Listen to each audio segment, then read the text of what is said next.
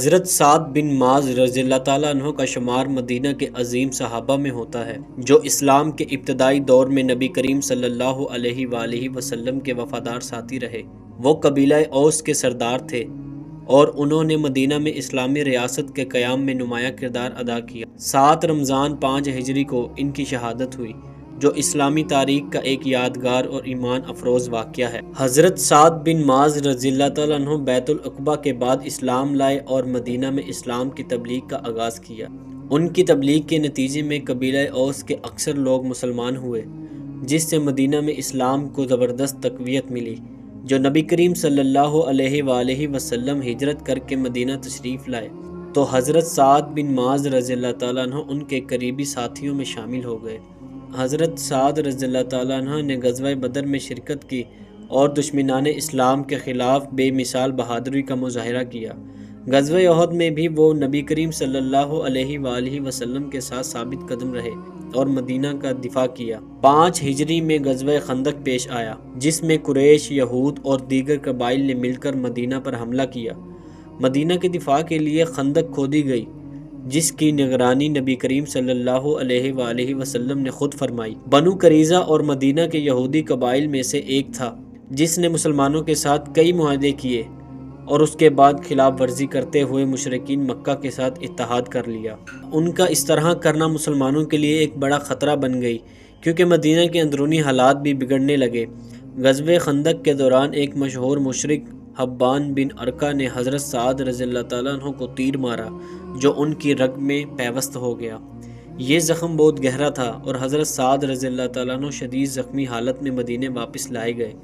غزوہ خندق کے فوراً بعد نبی کریم صلی اللہ علیہ وآلہ وسلم نے بنو قریظہ کا محاصرہ کیا، کیونکہ انہوں نے جنگ کے دوران مسلمانوں کے خلاف سازش کی تھی۔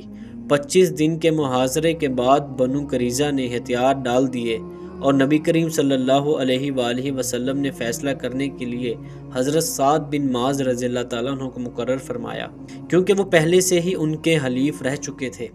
حضرت سعد بن معاذ رضی اللہ تعالیٰ عنہ نے تورات کے قانون کے مطابق فیصلہ سنایا، جس میں کہا گیا کہ تمام جنگی مردوں کو قتل کیا جائے، عورتوں اور بچوں کو قیدی بنا لیا جائے، ان کی املاک کو مسلمانوں میں تقسیم کر دیا جائے۔ نبی کریم صلی اللہ علیہ وآلہ وسلم نے ان کے فیصلے کی تصدیق فرماتے ہوئے فرمایا، تم نے اللہ کے فیصلے کے مطابق فیصلہ کیا ہے۔ اس فیصلے کے فوراً بعد حضرت سعد بن معاذ رضی اللہ تعالیٰ عنہ کا زخم زیادہ خراب ہو گیا اور وہ شدید تکلیف میں مبتلا ہو گئے۔ حضرت سعد بن معاذ کی شدید زخمی حالت کے باوجود وہ مسجد نبوی میں دعا کرتے رہے کہ اللہ انہیں اتنی مہلت دے کہ بنو قریظہ کے خلاف فیصلہ مکمل ہو جائے۔ جب ان کی دعا قبول ہوئی اور فیصلہ نافذ ہو گیا تو ان کا زخم دوبارہ کھل گیا اور 7 رمضان 5 ہجری کو وہ شہید ہو گئے۔ ان کی شہادت پر نبی کریم صلی اللہ علیہ وآلہ وسلم بے حد غمگین ہوئے اور فرمایا، سعد کی موت پر عرش الہی بھی ہل گیا۔ نبی کریم صلی اللہ علیہ وآلہ وسلم نے فرمایا کہ فرشتے ان کے جنازے میں شریک ہوئے۔ جب ان کا جنازہ اٹھایا گیا تو صحابہ کرام نے محسوس کیا کہ وہ بہت ہلکا ہے۔ نبی کریم صلی اللہ علیہ وآلہ وسلم نے فرمایا، ان کے جنازے کو فرشتے اٹھا رہے ہیں۔ ان کی تدفین جنت البقیع میں کی گئی۔ مدینہ کی اسلامی ریاست مزید مستحکم ہو گئی، کیونکہ غدار بنو قریظہ کی سازشوں کا خاتمہ ہو گیا۔ نبی کریم صلی اللہ علیہ وآلہ وسلم نے ان کی وفات کو امت کے لیے ایک بڑا نقصان قرار دیا۔ حضرت سعد بن معاذ رضی اللہ تعالیٰ عنہ کا نام اسلامی تاریخ میں ایک عظیم شہید کے طور پر لکھا گیا۔ حضرت سعد بن معاذ رضی اللہ تعالیٰ عنہ کی زندگی قربانی، وفاداری اور عدل و انصاف کی ایک اعلیٰ مثال ہے۔ ان کی شہادت اسلامی تاریخ کا ایک اہم واقعہ ہے، جسے نبی کریم صلی اللہ علیہ وآلہ وسلم نے بھی اہمیت دی۔ ان کے فیصلے نے مدینہ کی اسلامی ریاست کو مضبوط کیا اور غداروں کا خاتمہ کر کے امن قائم کیا۔ ان کی شہادت ہمیں سکھاتی ہے کہ ایک مومن کو ہمیشہ حق کے ساتھ کھڑا ہونا چاہیے، چاہے حالات جیسے بھی ہوں۔